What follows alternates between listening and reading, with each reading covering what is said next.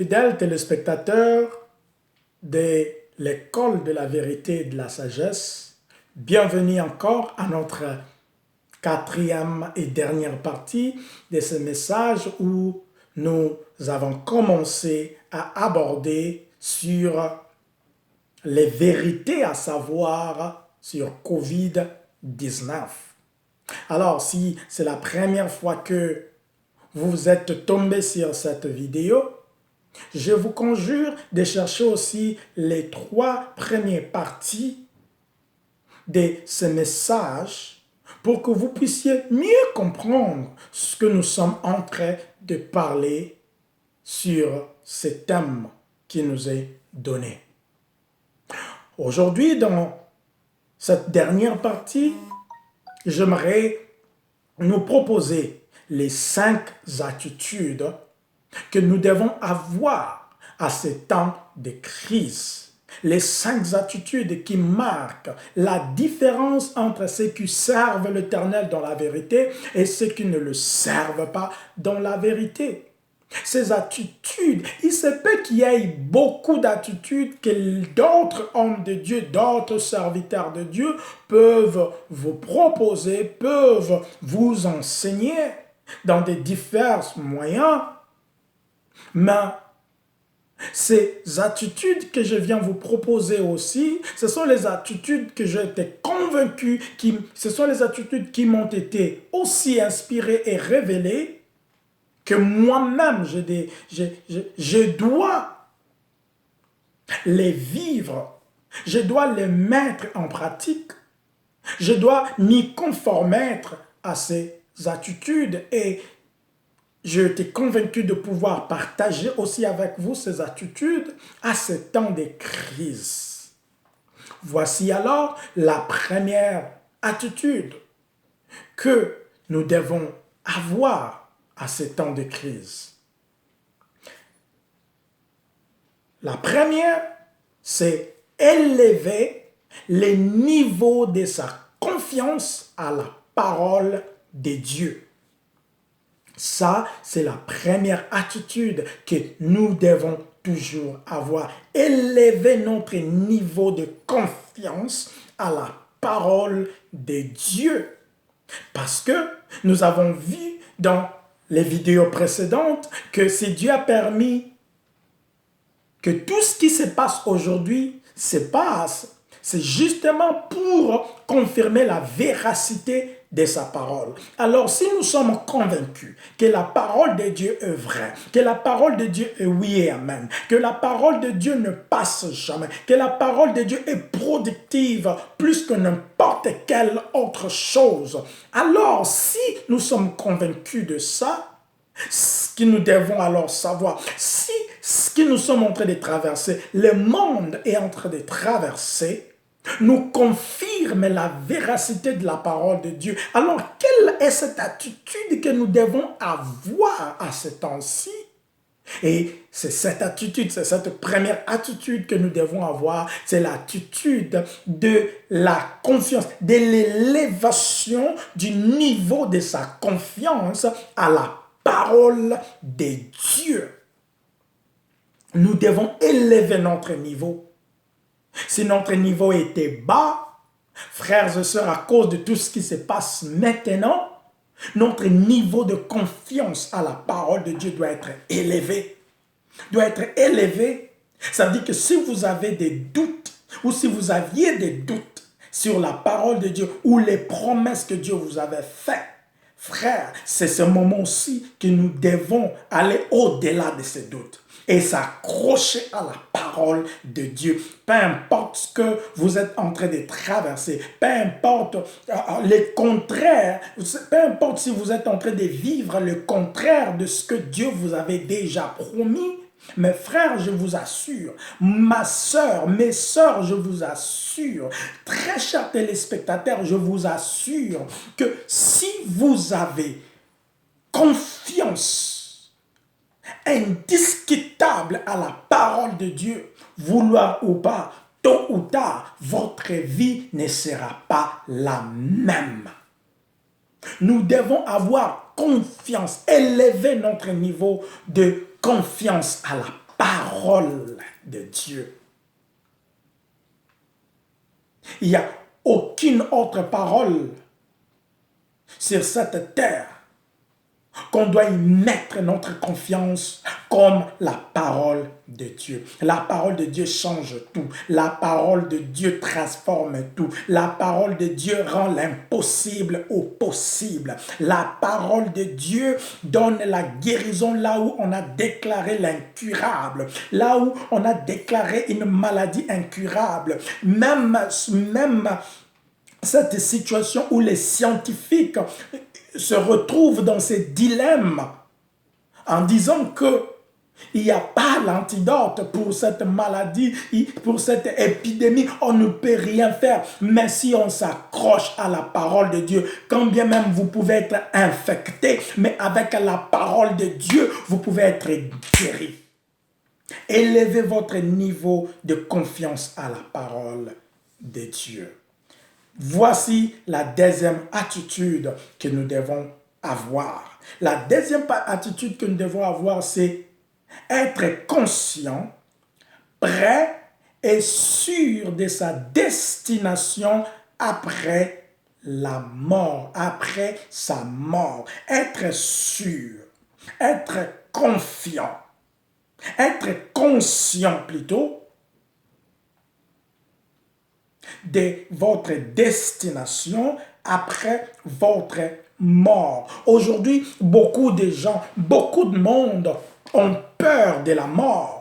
Ont peur de la mort. Beaucoup de gens ont peur de coronavirus justement à penser à la mort, à se disant, si je suis infecté, je finirai par mourir. Oui, frères et sœurs, très chers téléspectateurs, même si vous ne mourrez pas par coronavirus, vous pouvez mourir et vous allez mourir. Nous mourrons tous d'une manière ou d'une autre. Même par accident, nous mourrons. Même par n'importe quel moyen, même par assassinat, même par n'importe quel moyen, on finira toujours par mourir. Ce n'est pas ça le problème. Le problème, c'est de savoir, après votre mort, quelle sera votre destination? Êtes-vous sûr? Êtes-vous conscient de votre destination? Vous devrez être sûr, vous devrez être conscient. Oui, la parole de Dieu nous révèle des destinations. Le paradis ou la nouvelle Jérusalem et l'enfer qui normalement n'était pas fait pour l'homme, mais pour les diables. L'enfer était fait pour le diable.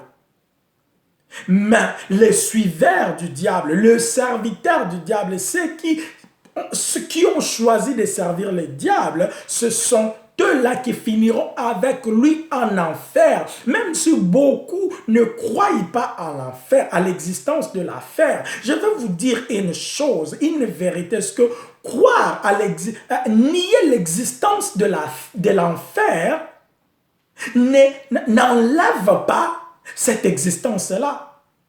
Nier l'existence de quelque chose n'enlève pas l'existence de la chose. Oh, alléluia. N'enlève pas. C'est-à-dire, même si vous niez l'existence de l'enfer, cela ne fait pas que l'enfer arrête d'exister. L'enfer continuera toujours à exister. C'est à vous d'être sûr. C'est à vous de savoir quelle est votre destination.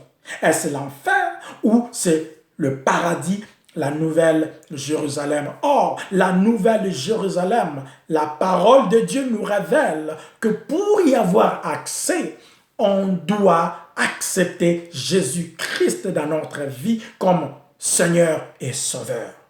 Je répète encore, si vous ne l'avez pas encore reçu, si vous ne marchez pas avec lui, il peut être, vous pouvez le recevoir comme votre sauveur, mais est-ce que vous l'avez reçu comme votre Seigneur? Parce que Seigneur veut dire maître. Celui qui vous guide, celui qui vous dirige. Est-ce que c'est Jésus qui vous dirige?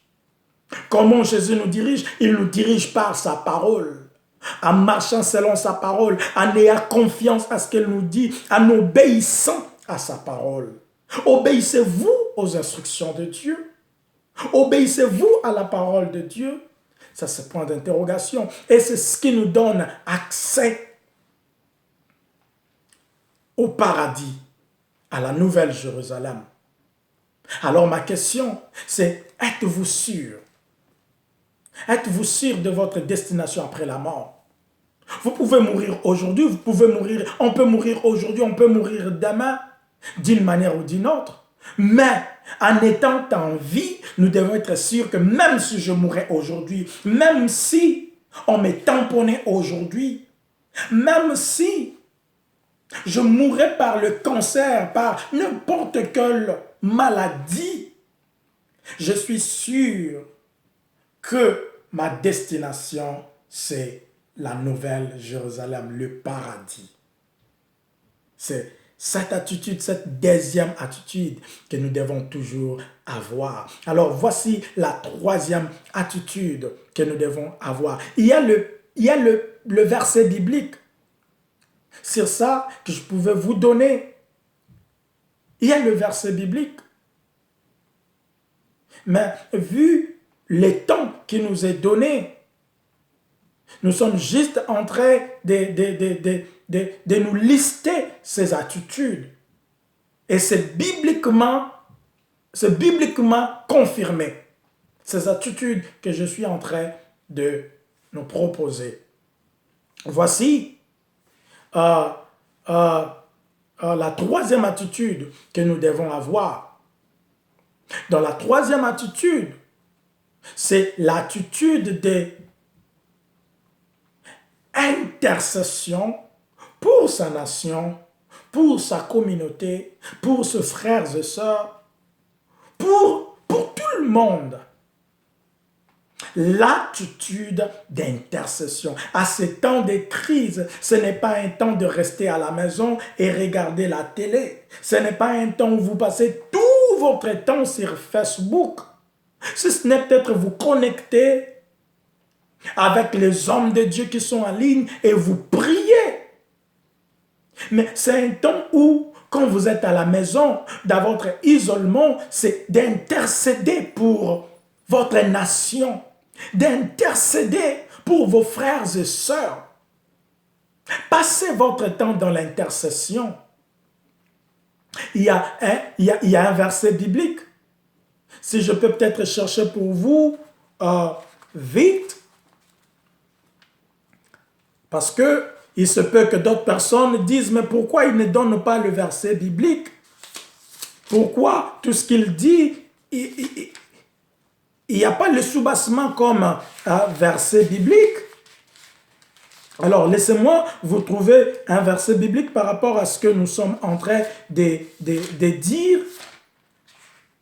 Dans Jérémie 29, le verset 7, Dieu est en train de parler par son prophète Jérémie en disant « Recherchez le bien de la ville où je vous ai mené en exil et priez l'Éternel en sa faveur, parce que votre bonheur dépend du sien. » Voyez, la Bible dit recherchez le bien, désirez le bien de la ville où je vous ai mené en captivité. Et puis, il dit encore, priez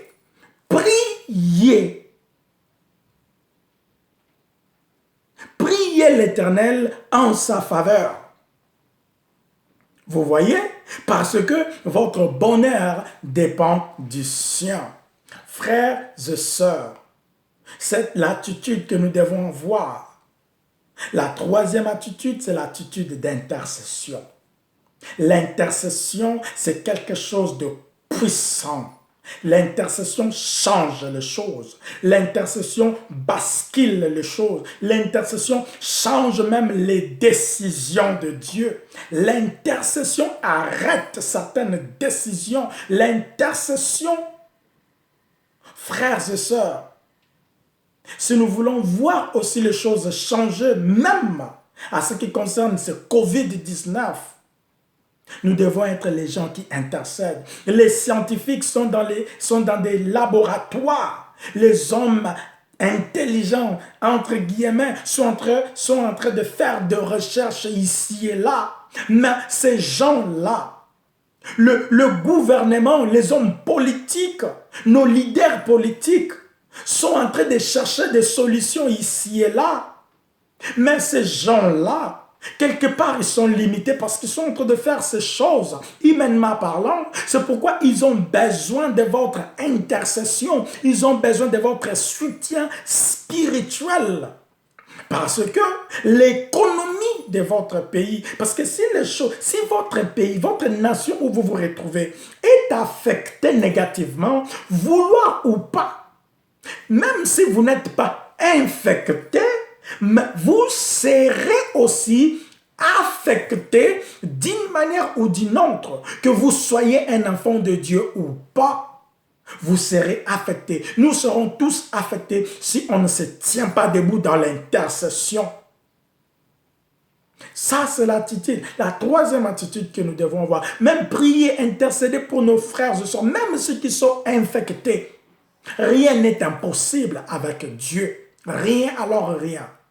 Voici alors la quatrième attitude et la dernière attitude dans cette liste des attitudes que je nous propose, qui est l'attitude d'exercer son autorité spirituelle par les ordonnances. Oui, par les ordonnances. L'attitude d'exercer son autorité spirituelle. Sur la terre, Dieu vous a établi la seule personne, l'unique esprit légal sur la terre, c'est l'esprit de l'homme, c'est votre esprit, parce que l'homme en réalité c'est l'esprit, comme la Bible le dit, ce n'est pas d'abord votre chair, c'est l'esprit, ce qui vous anime. Et cet esprit-là, c'est l'esprit, c'est l'unique esprit légal sur la terre. C'est-à-dire que rien, aucun autre esprit a le droit d'opérer sur la terre sans l'autorisation de l'homme. Lorsque tout esprit commence à opérer, n'importe quel esprit commence à opérer sur la terre sans l'autorisation de l'homme, alors cet esprit est illégal.